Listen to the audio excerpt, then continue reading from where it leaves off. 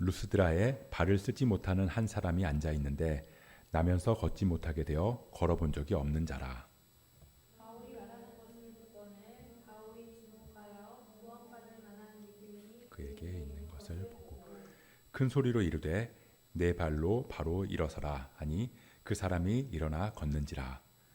우리가 바울이 한 일을 보고 루가오니아 방언으로 소리질러 이르되 신들이 사람의 형상으로 우리 가운데 내려오셨다 하여 바나바는 제우스라 하고 바울은 그 중에 말하는 자이므로 헤르메스라 하더라. 시외 제우스 신당의 제사장이 소와 화환들을 가지고 대문 앞에 와서 무리와 함께 제사하고자 하니 두 사도 바나바와 바울이 듣고 옷을 찢고 무리 가운데 뛰어들어가서 소리질러 이르되 여러분이여 어찌하여 이러한 일을 하느냐. 우리도 여러분과 같은 성정을 가진 사람이라. 여러분에게 복음을 전하는 것은 이런 헛된 일을 버리고 전지와 바다와 그 가운데 만물을 지으시고 살아계신 하나님께로 돌아오게 함이라. 하나님이 지나간 세대에는 모든 민족으로 자기들의 길들을 가게 방임하셨으나 그러나 자기를 증언하지 아니하신 것이 아니니 곧 여러분에게 하늘로부터 비를 내리시며 결실기를 주시는 선한 일을 하사 음식과 기쁨으로 여러분의 마음에 만족하게 하셨느니라 하고 이렇게 말하여 겨우 무리를 말려 자기들에게 제사를 못하게 하니라.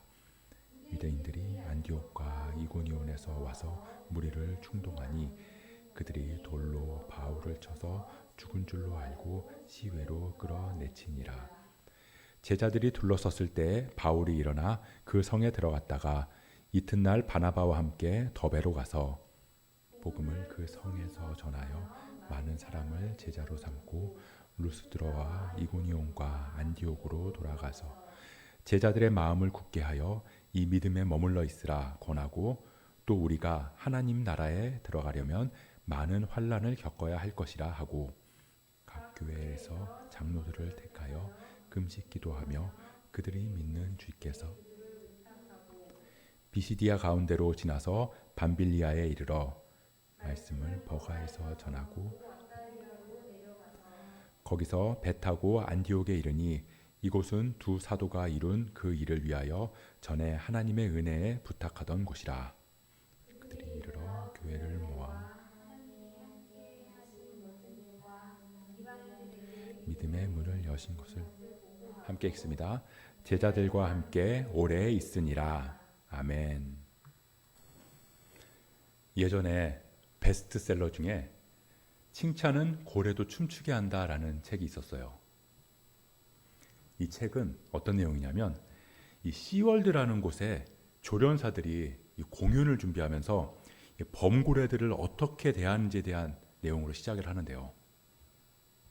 보통 조련사들이 동물을 조련할 때 가장 많이 쓰는 방법으로는 때리면서 훈련을 시키는 겁니다. 하면 안 되는 행동을 하면 계속 때려서 그 행동을 못하게 하고 원하는 행동을 할 때까지 계속 때리는 거죠.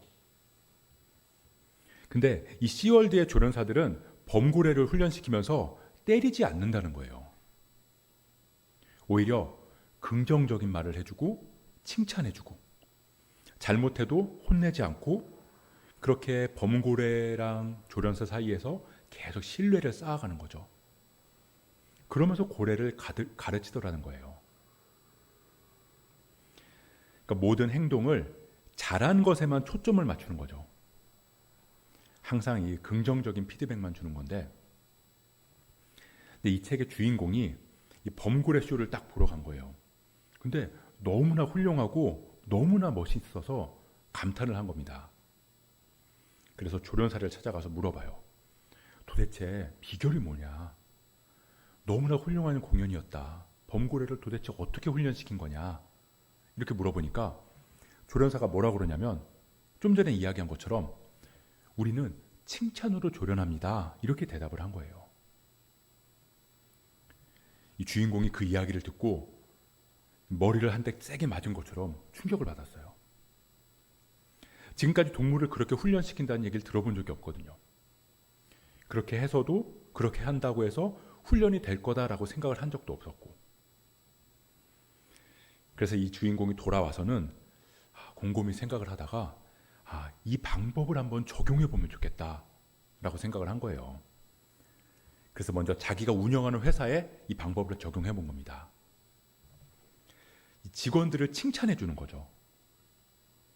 조금 잘못하고 실수해도 징계를 하기보다는 참아주고 넘어가주고, 잘한 일은 확실하게 잘했다고 보상을 딱 해주고. 한동안 그렇게 했는데 회사에 달라지는 게 아무것도 없는 거예요. 그래서 이 주인공이 이건 아닌가 보다 하고 있었는데 조금씩 그 효과가 나타나기 시작했다는 겁니다. 직원들의 실적이 막 올라가고요. 쌓여있던 불만들이 조금씩 사라지고 회사의 분위기는 막 달라지고요. 점점 직원들의 표정도 밝아지고 웃음이 많아지더라는 거예요. 그래서 이 주인공이 이번에는 이 방법을 우리 가족들한테도 적용해 봐야 되겠다 이런 생각을 했어요. 그래서 아내한테 우리 아이들을 양육할 때 이 방법을 써보자 그렇게 이야기를 했더니 아내가 좀 꺼려하는 거죠. 무조건 칭찬만 하면 애들을 바르게 양육할 수 없을 것 같다. 그래도 주인공이 끈질기게 설득을 해서 결국 아내도 동의해서 가족들이 서로 칭찬하면서 대하기로 한 거예요. 부부관계뿐만 아니라 아이들한테도 그렇게 대했더니 아이들이 할 일을 스스로 찾아서 하기 시작하고요. 형제들 간에 막 사소한 말다툼이 많았는데 그런 것들도 점점 사라지고, 그러면서 집안 분위기가 밝아지고 좋아졌다라는 내용이에요. 한마디로 칭찬이 고래를 움직이는 원동력이 된 것처럼 칭찬이 서로를 아끼고 사랑하는 힘이 됐다. 누군가를 움직이게 만드는 동기를 부여했다라는 겁니다. 이 사람이 그런 것 같아요. 일을 할 때도 보면요. 일이 힘든 거 그거 어느 정도 견딜 수 있거든요. 근데 일을 하고 있는데 그 안에서 의미를 찾지 못한다. 그게 더 견디기 힘든 거예요. 내가 왜 이걸 하고 있나? 내가 이렇게 하는 게 무슨 의미가 있나? 이런 생각이 들면 힘이 더 안 나서 그 생각에서 헤어나오기가 힘들거든요. 왜 아버지들이 회사에서 막 더럽고 치사해도 참고 다니는 이유가 있잖아요. 상사한테 욕먹고 후배들한테 치이고 거래처 가서 무시당하고 아침 일찍 출근해서 늦게까지 야근하면서 내가 이놈의 회사 진짜 때려친다. 하루에도 12번 넘게 그렇게 생각을 하는데 다시 다음날 돼서 출근하면 아무 일 없다는 듯이 표정 관리하면서 일하고. 그런데 그 원동력이 가족이라는 거예요. 엄마들도 마찬가지죠. 해도 끝이 없는 집안일에 막 지쳐가는데 하루 종일 바빴는데도 알아주는 사람은 아무도 없고, 남편은 퇴근이라도 하지 이거 출퇴근도 없고, 그렇다고 애들이 싹싹하게 잘 해주기를 하나. 사춘기라고 시도 때도 없이 틱틱대고 짜증내고 이거 해달라 저거 해달라 요구만 하고, 에라 모르겠다 그냥 될 대로 되라 그러면서 손 놓고 싶은데 그래도 어쩔 수 없이 또 일어날 수밖에 없는 거. 그 원동력이 가족이라는 거예요. 그렇게 우리는 나를 움직이게 하는 힘이 있어야, 다른 말로 동기가 부여돼야 흔들리지 않고 무슨 일이든 해나갈 수 있다는 겁니다. 우리는 지금 사도 바울이랑 바나바가 1차 전도 여행을 다니는 내용에 대해서 살펴보고 있어요. 바울이랑 바나바가 안디옥을 떠나서 실루기아로 내려가고요. 거기서 배 타고 구브로 섬에 있는 살라미에 갔어요. 살라미에서 회당을 돌면서 복음을 전한 다음에 바보라는 지역에서 바예수라는 마술사를 만났죠. 그럼에도 총독 서기오 바울한테 복음을 전하면서 총독이 복음을 받아들이는 그 일도 경험했습니다. 그 다음에 어디로 갔죠? 바보에서 또 배 타고 밤빌리아에 있는 버가로 갔어요. 거기서 이 요한이라고 하는 마가가 다시 돌아갔고요. 바울이랑 바나바는 평균 고도 해발 1100m가 넘는 타우루스 산맥을 넘어서 비시디아 안디옥으로 갔어요.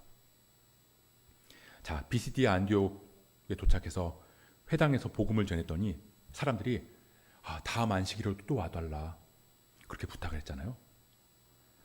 그래서 다음 안식일에 딱 갔더니 온 도시의 시민들이 다 나와서 그 말씀을 들으려고 왔고, 그걸 보고선 유대인들이 시기해서 바울이랑 바나바를 쫓아냈어요.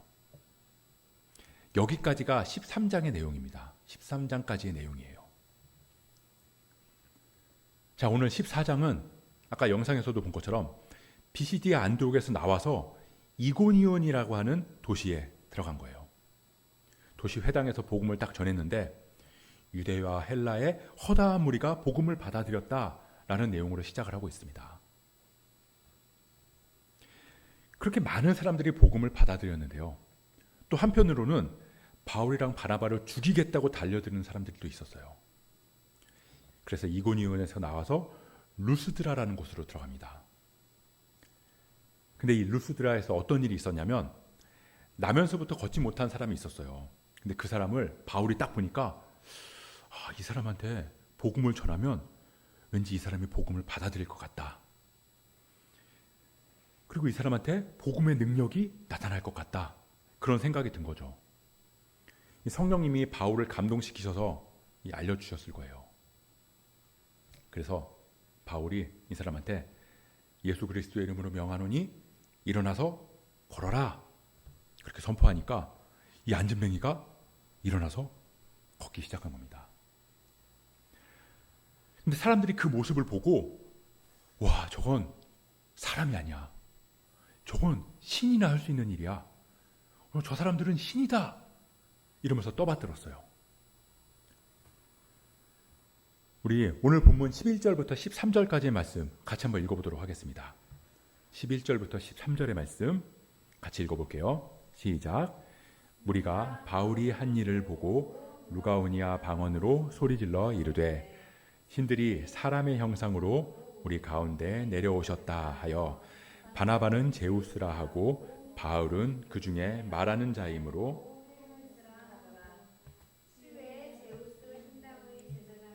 소와 화환들을 가지고 대문 앞에 와서 무리와 함께 제사하고자 하니.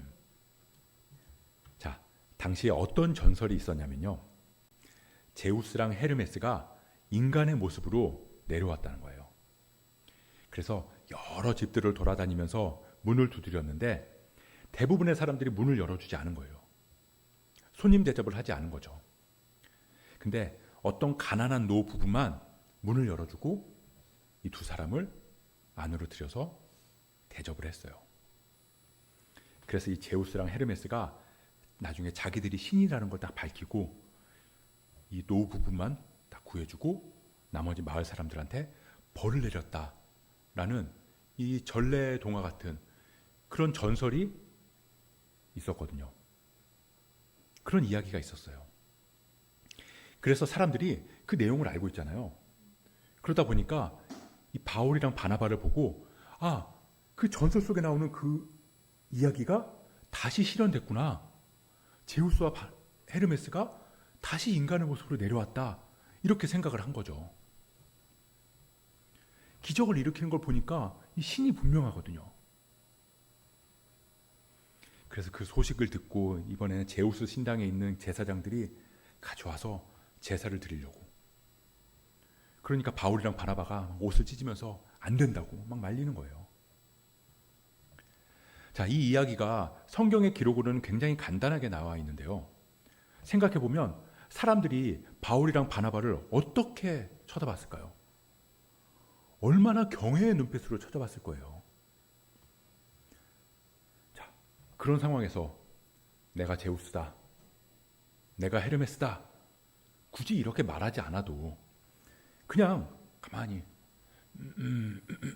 이렇게 가만히만 있어도 그래도 사람들한테 어마어마한 대접을 받을 거 아니에요. 하다못해 나는 뭐 제우스랑 헤르메스는 아니고 그냥 하나님의 말씀을 대언하는 뭐 그런 사람입니다. 이 정도만 얘기를 했어도 사람들이 와, 대단한 사람이다. 속된 말로 그런 사람들 앞에서 얼마나 설교할 맛이 나겠어요. 수많은 사람들이 막 존경의 눈으로 쳐다보고 있는데 내가 한마디 하면 이렇습니다. 그러면 다들 아멘 이러고 죽어라 죽어라 그러면 죽는 신용이라도 다 하고. 그런데 이 바울이랑 바나바는 그렇게 하지 않았다는 겁니다. 나를 보지 마라. 내가 아니다. 예수 그리스도다. 나는 그냥 표지판에 불과하다. 지금 우리가 일으킨 기적 이것도 표지판에 불과하다. 그러니까 나를 보지 말고 우리를 보지 말고 우리가 가리키고 있는 예수 그리스도를 봐라. 그렇게 이야기를 한 겁니다. 그 이야기를 하고 나니까 그렇게 사람들이 바울이랑 바나바를 신처럼 떠받들려고 했잖아요. 그런데 갑자기 그 사람들이 어떻게 변하냐면 이 비시디아 안디옥에서 거기랑 또 이고니온에서 바울을 죽이겠다고 한 사람들이 여기까지 쫓아왔어요. 루스드라까지 쫓아와서 사람들을 막 충동하니까 그렇게 자기들을 신이라고 불렀던 사람들이 갑자기 돌변해서 이번에는 바울한테 돌을 던졌다는 거예요. 언제는 막 기적 일으키는 걸 보면서 저 사람들은 신이라고 제사 드려야 된다고 그렇게 하더니만 이제 와서는 죽이겠다고 돌을 던지는 거죠. 이 모습을 보면 우리가 진짜 신앙과 가짜 신앙의 차이가 이런 거구나라는 걸 알 수 있어요. 자, 사람들이 바울이랑 바나바를 신이라고 떠받들면서 제사 드리려고 했던 이유가 뭐냐면 내가 벌을 받지 않기 위해서라는 겁니다.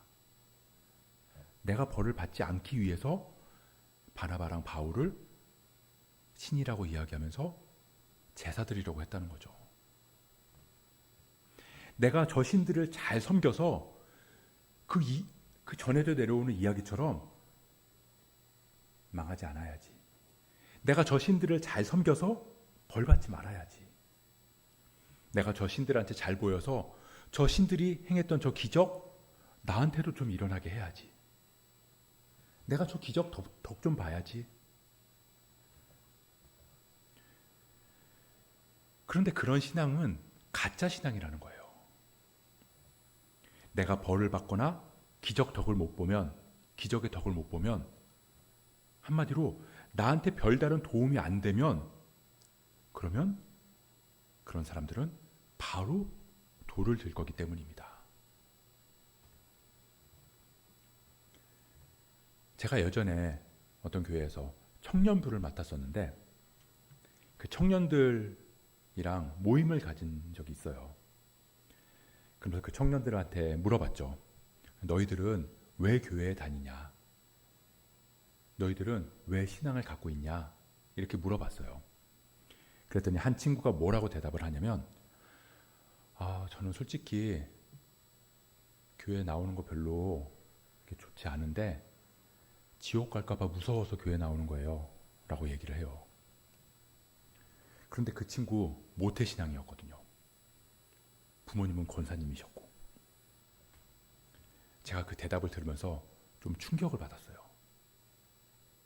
교회를 나오는 이유가 지옥 가지 않으려고 나오는 거구나. 예수님을 믿는 이유가 지옥 가지 않으려고 믿는 거구나.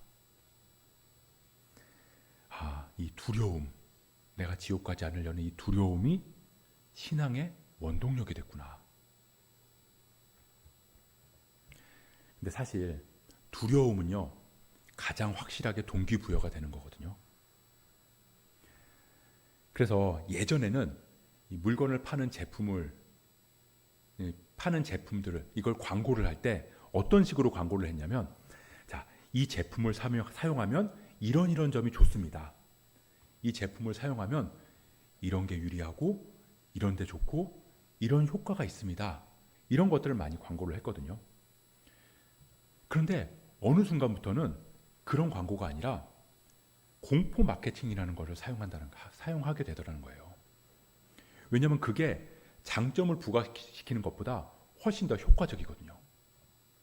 어떤 거냐면 이 제품을 쓰면 이런 게 좋습니다 라고 말하는 게 아니라 이 제품을 안 쓰면 당신은 뒤처질 겁니다.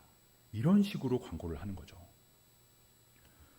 왠지 이걸 안 쓰면 낙오할 것 같고 뒤처질 것 같고 패배할 것 같은 그런 느낌으로 광고를 만들어요. 그러면 장점을 부각시키는 것보다 더 큰 구매 의욕을 일으키더라는 겁니다. 근데 신앙도 그래요. 구원의 기쁨을 누리자 그런 말보다 지옥 가지 말자 이 말이 더 세게 다가오거든요. 예수 믿으면 이런 기쁨이 있고 이런 행복이 있습니다 라는 이야기를 하면 사람들이 귀등으로도 잘 안 들어요. 그래요. 그런데 당신 예수 안 믿으면 지옥 갑니다. 지옥 가면 끓는 불구덩이로 떨어질 겁니다. 이렇게 이야기하면 사람들이 두려워한다는 거죠. 그런데 이런 공포가 이끄는 신앙은 진정한 신앙이 아니라는 거예요. 자, 죽지 못해 사는 거랑 삶의 기쁨을 누리면서 사는 거랑 둘 다 사는 건 사는 거거든요.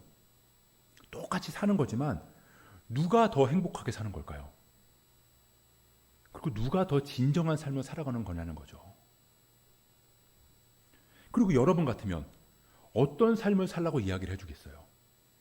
죽지 못해서 그냥 사는 거니까 그냥 살아 라고 이야기를 할까요? 아니면 살면서 기쁨과 행복을 누리면서 살아 라고 이야기를 할까요? 너 지금 공부 안 하면 나중에 거지처럼 살 거야. 거지처럼 살기 싫으면 지금 공부해. 이렇게 이야기하는 거랑 너 지금 공부 열심히 하면 네가 원하는 삶을 살아갈 수 있는 기회가 앞으로 무궁무진하게 열릴 수 있어. 지금은 그 기회를 향해서 한 발 한 발 앞으로 나아가는 거야. 이렇게 말하는 거랑 어떤 게 더 건강한 동기부여냐라는 거예요. 자, 그럼 바울이 복음을 전할 수 있던 동기는 뭘까요? 바울이 복음을 전할 수 있었던 동기. 사람들이 알아주고 칭송해줬기 때문일까요? 그랬다면 사람들이 제우스다, 헤르메스다 그럴 때 아무 말 안 하고 가만히 있었어야죠. 아니면 두려움 때문이었을까요? 이렇게 복음 전하지 않으면 하나님한테 벌 받을까 봐. 그래서 바울이 이렇게 열심히 복음을 전했을까요? 그랬다면 비시디아 안디옥에서 돌을 맞았을 때 그때 진작에 돌아갔어야죠. 바울이랑 바나바는 사람들이 다음 안식일을 또 와달라고 부탁하고 신이라고 떠받들면서 온 도시 사람들이 다 몰려왔을 때도 동일한 복음을 전했고요. 돌에 맞고 쫓겨나고 시기 질투를 받고 멸시를 당해도 동일한 복음을 전했어요. 자, 거센 파도가 일어도 복음을 전하러 갔고요. 강도들이 가득한 길도 복음을 전하러 나섰고요. 험한 산맥이 앞을 가로막고 있어도 복음을 전하러 갔어요. 바울한테 있어서의 원동력은 칭찬도 아니었고요. 체벌도 아니었다는 겁니다. 바울한테 있어서의 원동력은 오직 예수 그리스도. 나를 만나 주시고 나를 구원해 주신 예수 그리스도. 그분의 은혜와 사랑이 있기에 복음을 전할 수 있었다는 거예요. 칭찬은 고래도 춤추게 한다가 아니라 은혜는 복음을 전하게 한다. 은혜는 복음을 살아내게 한다.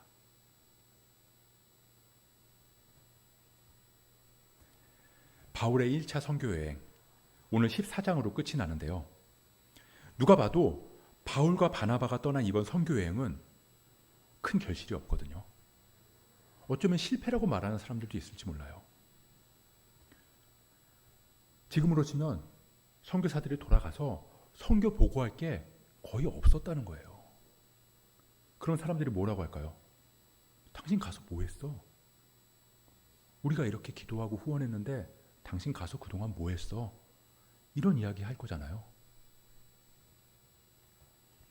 그런데 거기다 대고 힘들었어요. 죽을 뻔했어요. 이런 얘기만 할 수 있을까요? 자, 그런데도 바울이랑 바나바는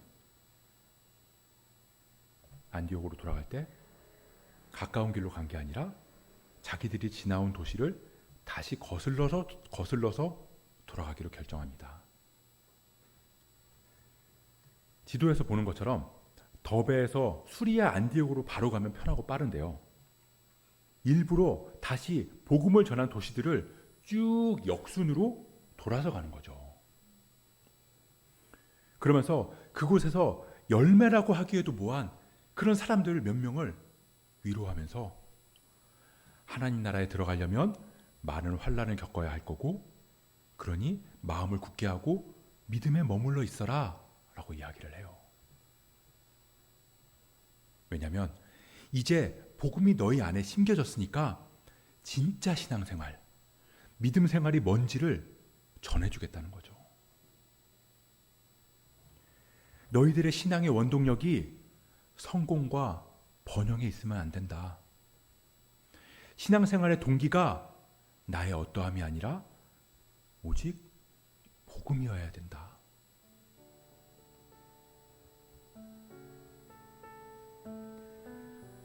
여러분들은 교회에 나오는 이유가 뭔가요?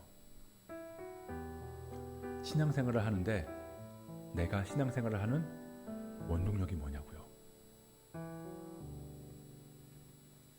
사람들의 칭찬과 인정인가요? 아니면 두려움인가요? 지옥 안 가려고? 그것도 아니면 축복인가요? 복 받아서 부유하고 건강하고 안락하게, 때로는 마음의 평안도 누리면서 그렇게 살기 위해서.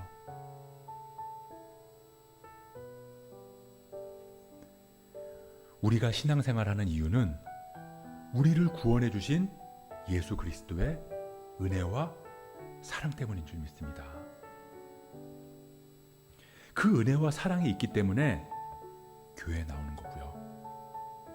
그 은혜와 사랑이 있기 때문에 믿음 생활하는 거고요. 그 은혜와 사랑이 있기 때문에 복음을 전하는 거예요.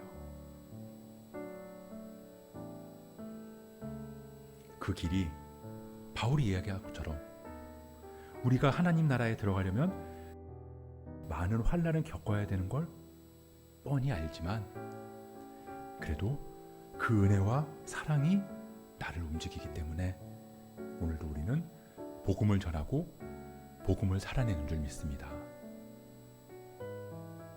그렇게 우리가 칭찬이 고래를 춤추게 하는 것처럼 은혜가 복음을 살아내게 한다. 나를 살리신 그 한없는 은혜와 사랑을 붙들고 믿음의 삶 살아갈 수 있는 저와 여러분 되시길 주님의 이름으로 축복합니다.